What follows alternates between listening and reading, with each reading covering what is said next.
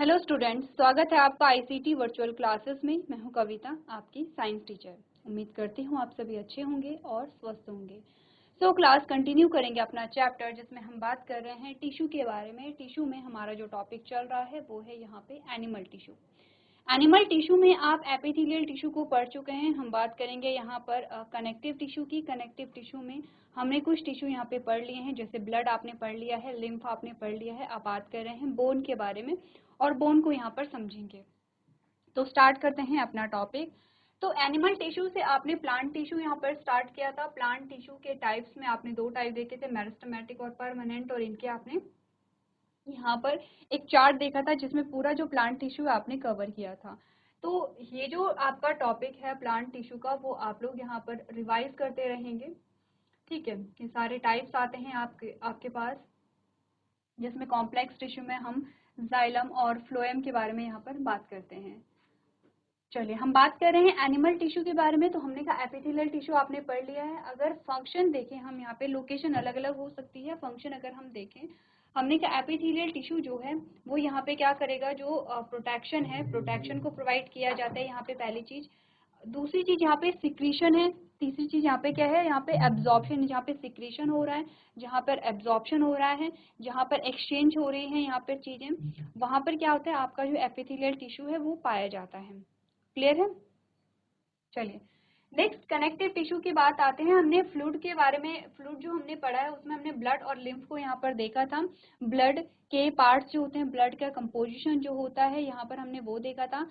Next हमने lymph देखा था, ब्लड और लिम्फ में क्या डिफरेंस होता है वो हमने यहाँ पर देखा था।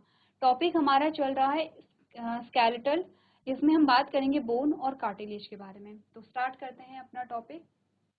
चलिए, लिम्फ के बारे में थोड़ा सा पढ़ लेते हैं और लिम्फ और ब्लड में क्या डिफरेंस है ये हम देख लेते हैं। आपने कहा lymph is the colourless fluid that carried white blood sales through the human body in lymphatic vessels. आपने कहा लिम्फ जो है वो एक कलरलेस फ्लूइड है, यहाँ पे कलर रंगहीन क्या है, तरल है यहाँ पे। इसमें व्हाइट ब्लड सेल्स होती हैं जो कि यहाँ पे लिम्फेटिक वेसल्स में क्या करता है, ट्रेवल करता है। There are lymphoid organ present in the body that produce lymph and together form the lymphatic system। आपने कहा कि यहाँ पर क्या होता है, lymphoid organ present होते हैं, ठीक है। some of them are lymph nodes and lymph tonsils। तो ये कुछ पार्ट्स के नाम बताए गए हैं, lymph nodes and lymph tonsils। तो हमने क्या बोला, लसिका एक रंगहीन तरल है जो पूरे मानव शरीर में लसिका वाहिकाओं में सफेद रक्त कोशिकाओं को ले जाता है। शरीर में लिम्फॉइड अंग मौजूद होते हैं जो लिम्फ का उत्पादन करते हैं, ठीक है, और साथ में लसिका प्रणाली का निर्माण करते हैं। उनमें से कुछ लिम्फ नोड और टॉन्सिल्स है। क्योंकि हम प्रीवियस लेक्चर में ये पढ़ चुके हैं इसीलिए जल्दी से इन्हें क्या करेंगे, रिवाइज करेंगे। अगर बात करें कंपोजिशन के बारे में या डिफरेंस के बारे में, तो हमने कहा lymph is similar to blood except for few differences. आपने कहा कुछ अंतरों को छोड़कर लसिका जो है वो रक्त के समान होते हैं। तो वो डिफरेंसेस क्या क्या होते हैं, आपने कहा it contains only white blood sales. इसमें सिर्फ श्वेत रक्त कणिकाएं होती हैं, ठीक है, लाल रक्त कणिकाएं नहीं होती, इसीलिए कलरलेस है। दूसरा, it contain less amount of blood, protein, calcium and phosphorus but more glucose. आपने कहा इसमें रक्त प्रोटीन होता है, कैल्शियम है, फॉस्फोरस कम मात्रा में, लेकिन ग्लूकोज अधिक मात्रा में होता है।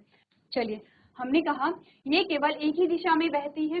नेक्स्ट है lymph move in body through it's normal function unlike blood which pump by the heart. आपने कहा हृदय द्वारा पंप किए जाने वाले रक्त की विपरीत लसिका अपने सामान्य कार्य के माध्यम से शरीर में चलती है। यानी कि ब्लड को ट्रैवल करने के लिए, ब्लड को पूरे शरीर में सर्कुलेट होने के लिए हार्ट की आवश्यकता होती है। हार्ट क्या करेगा, पंप करेगा और तब जाकर ब्लड क्या करेगा, पूरा सर्कुलेट होगा। लसिका के साथ ऐसा नहीं है, लसिका को हार्ट की जरूरत नहीं होती है, ये क्या करता है, खुद ही यहाँ पे ट्रैवल करता है।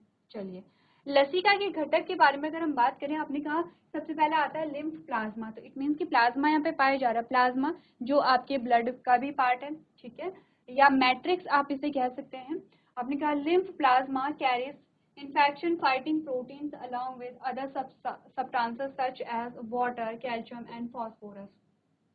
हमने कहा लसिका प्लाज्मा जो है, लसिका प्लाज्मा पानी, कैल्शियम और फास्फोरस जैसे अन्य पदार्थों के साथ संक्रमण से लड़ने वाले प्रोटीन ले जाते हैं। नेक्स्ट है लिम्फ कार्पस।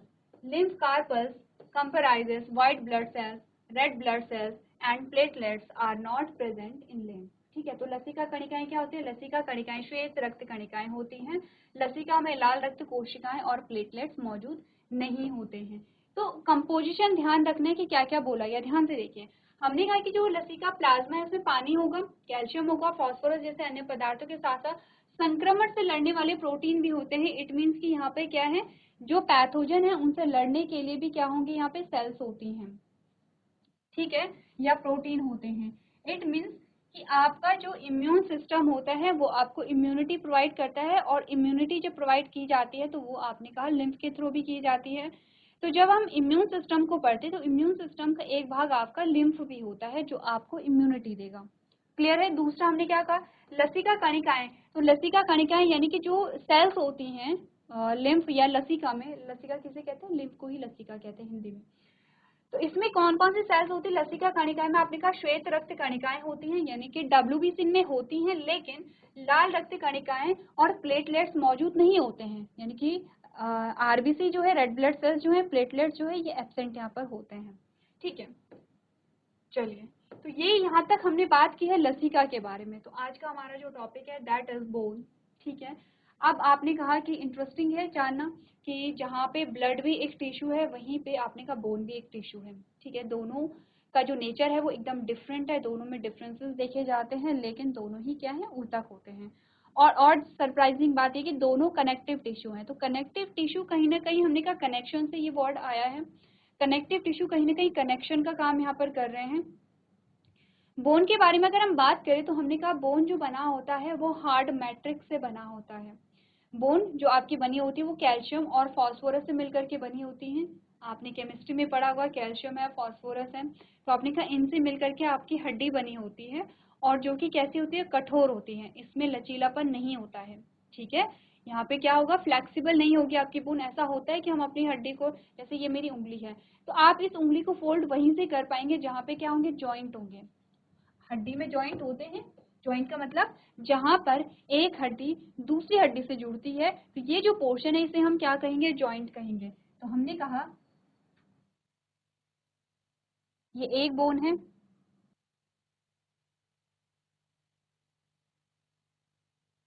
ये दूसरी बोन है। ठीक है, तो एक बोन से दूसरी बोन कनेक्टेड है, और बीच वाला जो पोर्शन है इसे हम क्या कहेंगे, जॉइंट कहेंगे। तो ये क्या होगा, जॉइंट या जोड़ होगा। आपने कहा हड्डियों में मूवमेंट वही मिलेगी जहां पे जोड़ होंगे, जैसे ये है। अब यहाँ से आपने कहा क्योंकि यहाँ पे जॉइंट है इसीलिए यहाँ पे मूवमेंट पाई जा रही है। या मैंने कहा मेरी नेक में क्या है, यहाँ पे जॉइंट है इसीलिए मेरी जो नेक है वो इस प्रकार से मूव कर पा रही है। या मैंने कहा मेरा जो हाथ है, एक तो जॉइंट, सबसे पहले फिंगर्स में हमारे जॉइंट होते हैं, आप इसे क्या कर सकते हैं, यहाँ पे फिंगर को फोल्ड कर सकते हैं। एक यहाँ पर जॉइंट होगा जिससे आप क्या कर सकेंगे, रोटेट कर पाएंगे। ठीक है, रोटेट कर पाएंगे। एक यहाँ पर है, आपने कहा इसे आप ऐसे रोटेट तो नहीं कर पाएंगे जैसे आप अपनी फिस्ट को कर रहे हैं यहाँ पे, ठीक है, लेकिन इसे आप ऐसे फोल्ड कर पाएंगे। एक जॉइंट ऐसा है जिसे आपने कहा कि आप ऐसे फोल्ड तो नहीं कर पाएंगे, जैसे आपका ये वाला जो पोर्शन है एकदम फोल्ड हो जा रहा है, आप इसे ऐसे फोल्ड तो नहीं कर पाएंगे, लेकिन इसमें जो मूवमेंट होती है वो चारों दिशाओं में होगी। तो ये चीजें आप क्लास 6 में पढ़ चुके हैं, जहाँ पर बॉडी मूवमेंट एक करके एक चैप्टर हमारे पास आता है, और उसमें हम सारे जॉइंट्स के बारे में बात करते हैं। हम ये भी देखते हैं कि किस जॉइंट को क्या कहा जाता है, जिसे बॉल एंड सॉकेट जॉइंट कहा जाता है। ठीक है, जो कि आपके यहाँ पर होगा बॉल एंड सॉकेट जॉइंट, जो कि शायद हमने यहाँ पर भी बनाया है। एक सॉकेट है और उसमें एक बॉल लाइक जो बोन है वो फिट हो रखी है। इस प्रकार के जॉइंट में जो मूवमेंट पाया जाता है वो चारों दिशाओं में पाए जाते हैं। जैसे आप यहाँ पर देख सकते हैं, जैसे आपकी हिप बोन होती है तो आप पैर को पूरा राउंड करके रोटेट यहाँ पर कर सकते हैं। तो हमने कहा कि हड्डियों में मूवमेंट वहीं पे पाई जाएगी जहां पर आपके जॉइंट होंगे, अदरवाइज ऐसा नहीं है। जैसे मैं ये नहीं कर सकती कि ये जो बोन है, अब यहाँ पे इस वाले पोर्शन में बीच में कहीं पे क्या है, जॉइंट नहीं है, तो इस हड्डी को ऐसा नहीं है कि मैं इसे इस प्रकार पीछे को मोड़ दूं या आगे को फोल्ड कर दूं। हमारी जो हड्डी होती है वो लचीली नहीं होती है, कठोर होती है। सबसे पहली बात तो ये, क्योंकि इसका मैट्रिक्स क्या होता है, हार्ड होता है। ठीक है, अब हमने क्या बातें की हैं, हमने बातें की हैं कि जो हमारी बोन होती हैं वो हार्ड और कठोर भाग होती है, क्योंकि इसका मैट्रिक्स भी कठोर होता है, कैल्शियम और फास्फोरस से ये मिलकर के बनी होती है। हड्डी जो है यहाँ पर एक दूसरे से जॉइंट हो करके एक स्ट्रक्चर बनाती है जिसे हम स्केलेटल सिस्टम कहते हैं, और हमने कहा ये हमें एक फ्रेमवर्क देती है। फ्रेमवर्क यानी कि एक संरचना प्रदान करती है। अगर आप बॉडी, ह्यूमन बॉडी को इस प्रकार से बनाते हो, कुछ इस प्रकार से आपने ह्यूमन बॉडी को बनाया है।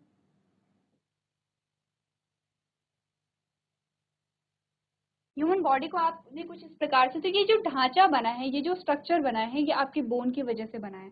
फिर आपके बोन के ऊपर आपके जो मसल्स हैं, यहाँ पे जो मांसपेशियां हैं वहाँ पे वो अटैच हुई हैं, और तब जाकर के आप अपनी बॉडी को वैसा देख पाते हैं जैसे कि हम होते हैं।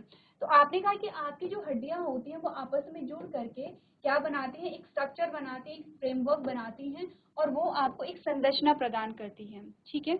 दूसरी चीज ये है, जो हड्डियां होती हैं वो एक जैसी नहीं होती हैं। ऐसा नहीं कि सेम हड्डियां हैं और वो आपस में जुड़ जुड़ करके एक फ्रेमवर्क बना दे रही हैं। हमने कहा नहीं, डिफरेंट जो आपका बॉडी पार्ट्स होते हैं उसमें डिफरेंट टाइप्स की बोन होती है। ये सेम टॉपिक हम फिर से कहेंगे, जब आपने क्लास 6 पढ़ी थी तब आपने देखा था, आपकी फेशियल बोन होती हैं, ठीक है, आपकी स्कल बोन होती हैं, यहाँ पर आपकी बॉडी के जितने भी बोन्स होते हैं उन्हें आपने यहाँ पर देखा है। यहाँ पर आपके पास अलग से स्केलेटल सिस्टम नहीं है, ठीक है।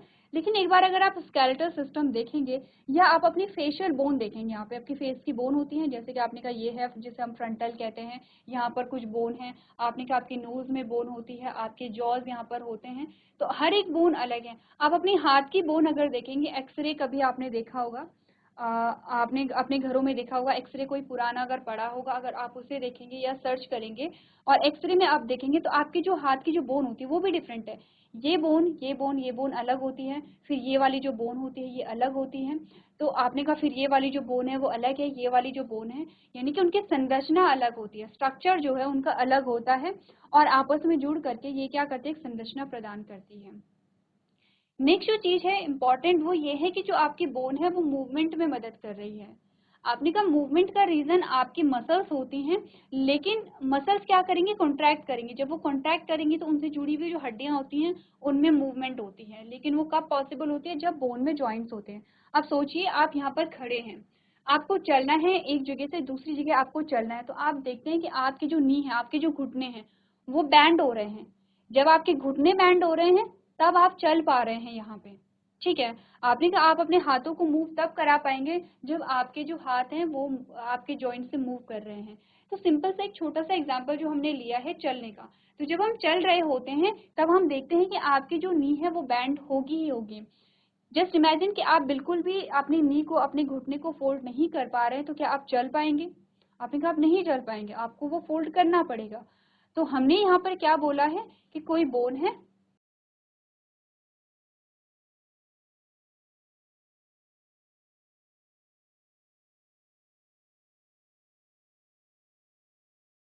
ठीक है, कोई बोन है यहाँ पर, और इस बोन से आपकी कोई मांसपेशी जुड़ी है, ये कोई मांसपेशी है, ठीक है, कोई मसल्स है,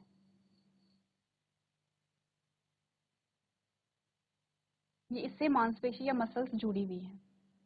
अब ये जो मांसपेशी है इसका साइज अगर कम होगा, इसका साइज अगर कम होगा तो क्या हड्डी इस प्रकार से ट्विस्ट होगी? जस्ट इमेजिन कीजिए कि यहाँ पर ये हड्डी है, इससे ये मांसपेशी जुड़ी है, अब इसका साइज थोड़ा कम हो गया है, ठीक है, पहले ये इतनी थी, बना लेते हैं, डायग्राम बना लेते हैं,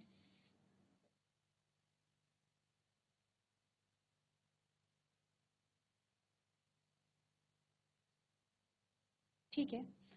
और यहाँ पे जो मांसपेशी है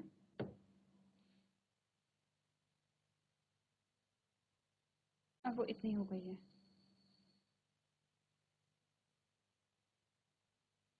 अब आप देखिए, आपको हड्डी थोड़ा सा मूव होती हुई दिखाई दे रही है, देखिए, ऐसा नहीं कि हड्डी टेढ़ी हो जाएगी, टेढ़ी नहीं होती, हड्डी में मूवमेंट हो रही है। देखिए, हमने कहा जब ये जो मसल्स है ये कॉन्ट्रैक्ट हुई तो हड्डी थोड़ा सा ऐसे झुक गई है, सेम वैसे ही होता है हमारे यहाँ पर। देखिए, जैसे ये हमारा हाथ है, ये एक बोन ये है, एक बोन ये है, ठीक है, और यहाँ पर आपकी मसल होगी, ये आपकी मसल है। जब ये वाली जो मसल्स है इसमें कॉन्ट्रैक्शन हुआ तो इसने इस वाली बोन को इस प्रकार आगे की ओर क्या किया, मूव किया। सेम वही चीज यहाँ पर हो रही है। हमने कहा कि यहाँ पर तो सिर्फ एक सिंगल बोन का है, एक्चुअली में मूवमेंट कहाँ पर होगी, जहाँ पे जॉइंट होगा, ठीक है, जहाँ पर क्या होगा, जॉइंट होगा। अब देखिए, हमने कहा एक हड्डी ये है, ठीक है, और दूसरी हड्डी ये है, सिंपली इसे रहने देते हैं, और एक जो मसल्स है वो हमें कुछ इस प्रकार से दिखाई दे रही है। ये जो मसल है वो हमें कुछ इस प्रकार से दिखाई दे रही है।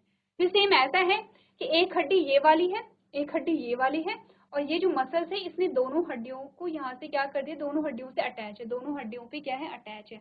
अब ये जो मसल्स है ये कॉन्ट्रैक्ट होगी। तो जस्ट इमेजिन कीजिए जब ये कॉन्ट्रैक्ट हो रही तो इस हड्डी को ये ऐसे करके क्या कर रही है, ट्विस्ट कर रही है। ठीक है, जब इसमें कॉन्ट्रैक्शन होगा तो इसका साइज जो है वो यहाँ पे छोटा होगा। जब इसका साइज छोटा होगा तो वो इस वाली हड्डी को ऊपर की ओर खींचेगी। एक्चुअली में आपकी बॉडी में मूवमेंट होता ऐसे ही है, आपके पास एग्जाम्पल भी दिया जाता है। एक्चुअली में ये जो बोन आपकी इस प्रकार से, ये जो हाथ आपका फोल्ड होता है, इसका मैकेनिज्म ही यही है कि यहाँ पे जो आपके मसल्स होंगे उसमें कॉन्ट्रैक्शन होगा और वो बोन को खींचेगी। जब वो बोन को पुल करेगी तो क्या होगा, जो हाथ है इस प्रकार से यहाँ पे फोल्ड हो जाता है। ठीक है, तो यही आपको बता रखा है कि जब यहाँ पे क्या होगा, कॉन्ट्रैक्शन होगा तो बोन यहाँ पे फोल्ड हो जाएगी। तो हमने कहा कि यहाँ पे दोनों ही इंपॉर्टेंट होते हैं मूवमेंट में, मसल्स भी और बोन भी। लेकिन बोन में मूवमेंट कब होगी, जब उसमें क्या पाए जाएंगे, आपने कहा जॉइंट्स पाए जाएंगे। अब जॉइंट्स जो होते हैं वो हमेशा एक जैसे नहीं होते हैं। जॉइंट्स ऐसे नहीं कि हमेशा यही जॉइंट्स होंगे, आपके पास अलग अलग टाइप के जॉइंट्स आते हैं। मैं फिर से कह रही हूँ, क्लास 6 में आपके पास एक चैप्टर आता है, आपने पढ़ा है, आपके पास नोट्स होंगे जिसमें बॉडी मूवमेंट में हम डिफरेंट टाइप्स ऑफ जॉइंट्स यहाँ पर देखते हैं। ठीक है, तो थोड़ा सा समझ लेते हैं बोन के बारे में। बोन क्या होती है, बोन का इंट्रोडक्टरी पार्ट हमने किया है। आपने कहा bone form a framework of the body over which the muscles are wrap together. आपने कहा हड्डियां शरीर को एक ढांचा देती हैं जिसके ऊपर मांसपेशियां लिपटी हुई रहती हैं, कवर करती हैं, जिससे आपको पूरी बॉडी यहाँ पर मिलती है। पहली चीज तो ये है। दूसरी चीज ये है, आपने कहा the bone tissue is strong and inflexible. हड्डी का जो ऊतक होता है वो मजबूत होता है और यहाँ पे क्या होता है, लचीला नहीं होता, इनफ्लेक्सिबल बोला गया है, लचीला नहीं होता है।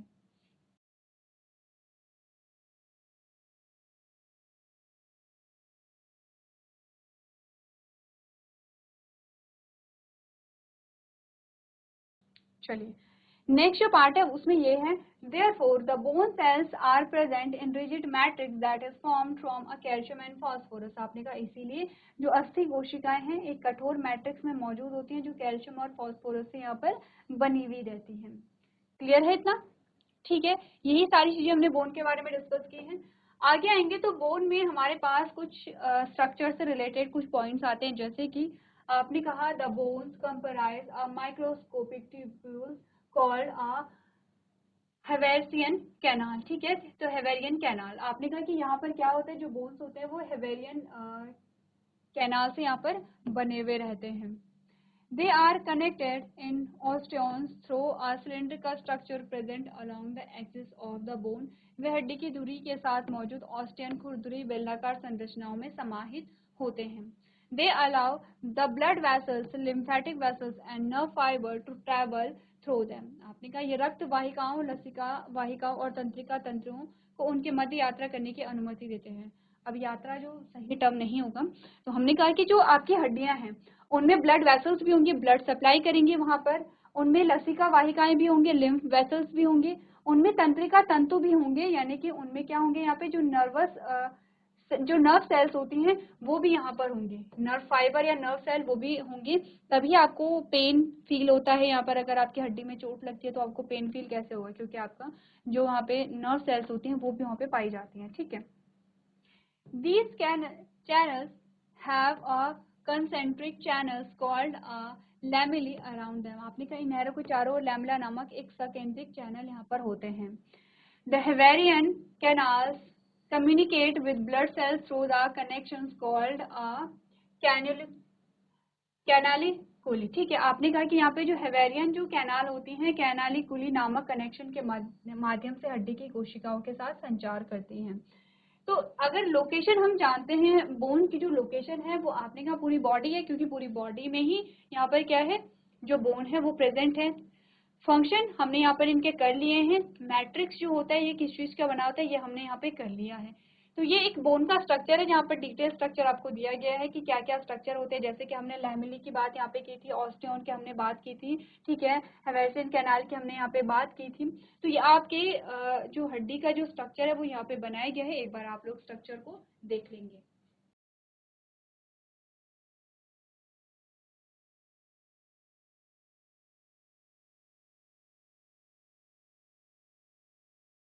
चलिए, तो नेक्स्ट हमारा टॉपिक आएगा, हम बात करेंगे कार्टिलेज के बारे में। यहाँ पर कार्टिलेज के बारे में एक बार आप लोग घर से पढ़ करके लेकर के आएंगे। तो आज के सेशन में हम इतना ही करेंगे।